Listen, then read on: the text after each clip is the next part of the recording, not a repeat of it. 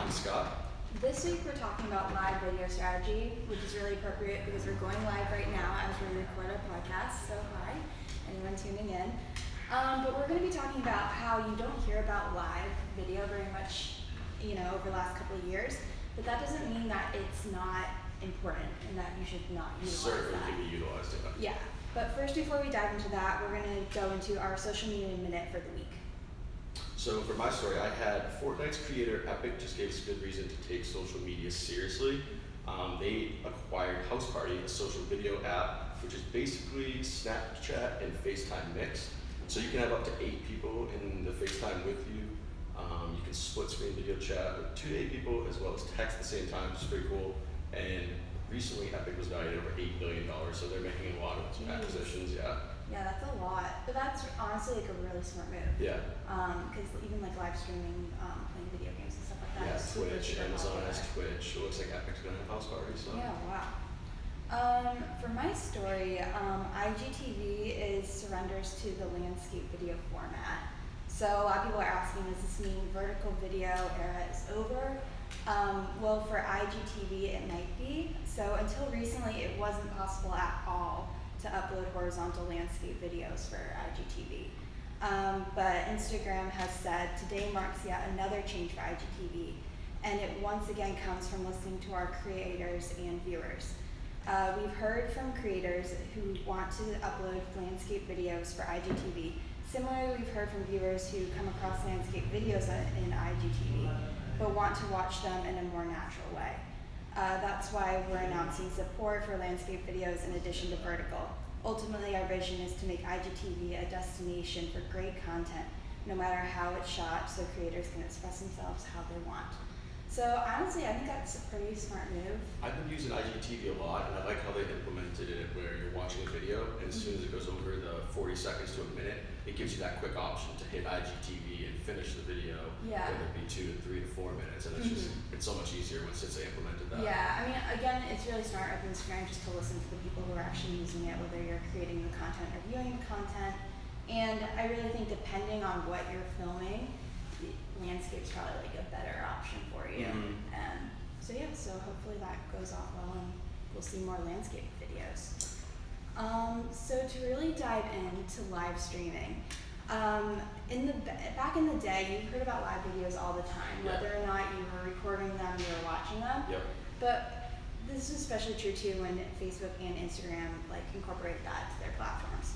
But as time progressed, live videos stopped being a sole focal point. For a Yeah, lot of you don't reasons. see it as much when it first came out. We're trying to. Oh yeah, they pushed it really hard when Yeah. it first came out. And there's a couple of reasons for that. For one, Facebook has definitely de-emphasized live streaming for its platform.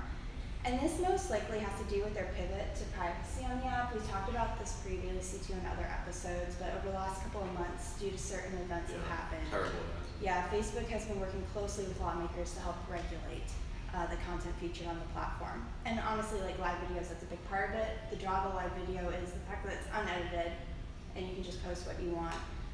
So live video doesn't really fit, and that makes the stance a little bit more difficult. Another reason is that Instagram has rolled out IGTV, which makes it run counter to the live idea as well. Instead of unedited filters, IGTV comes across more polished. And then last but not least, Buffer has shown that 25% of brands had posted a live video in 2016, but this number has only grown 5% in a year. Wow. So there's been a lot of reason, but another reason though too is video in general is still one of the most beneficial and engaging forms of content. Instead of doubling down on live video, a lot of people are just incorporating live video as their overall video strategy. So they're thinking, okay, live alongside stories, like video ads in YouTube, that's where it's all coming in. So Yeah, people can benefit. Like you said, live videos are more engaging. 80% of people would rather watch live video, which we're demonstrating right now. We're seeing get some interactions. Hi everyone. Live stream video is a much larger reach which means it increases awareness for your brand. People are kind of what's going on in the office there. It's cool. Live videos are way more transparent too. We're right here live. You're gonna see us using our script once in a while. It's the way it is in podcasts. It's how you keep things moving along. And there's 3 ways to utilize live video. You can use live video if you're an influencer, which we see a lot of. Those all famous the time. influencers always, they're in their LA mansions, flaunting their cars and their newest lipstick brands and their newest perfume brands, all that good stuff. If you're trying to grow an online presence, it's another way. Q&As with audience, we could definitely do that in the future if we wanted to go live and do Q&As. It helps you connect with your followers. And events, which is giveaways, stuff like that, give away tickets, sporting events too, just like special events. Yeah. And like networking events too. Yeah, I was reading actually too about fan engagement coming up next year at the TD Garden. They're redoing the entire inside, like the seats. There's going to be like, yeah, it's definitely going to increase fan engagement for sure. That's going to be pretty intense. Yeah, it'll be like Gillette. Yeah, like Gillette. Gillette is the crown jewel. Yeah. And according to Buffer 2, there are a lot of quick ways that you should definitely like utilize before you go live to really help like make sure it goes smoothly. And one is to run a live video for at least 10 minutes. You don't want to run a live video for like 1 or 2 because nobody's really going to see it. You gotta keep on going a little bit. Yeah, give it a chance. Because people really aren't anticipating a lot of times. Yeah. And the majority of live videos run for about like 30 minutes. So.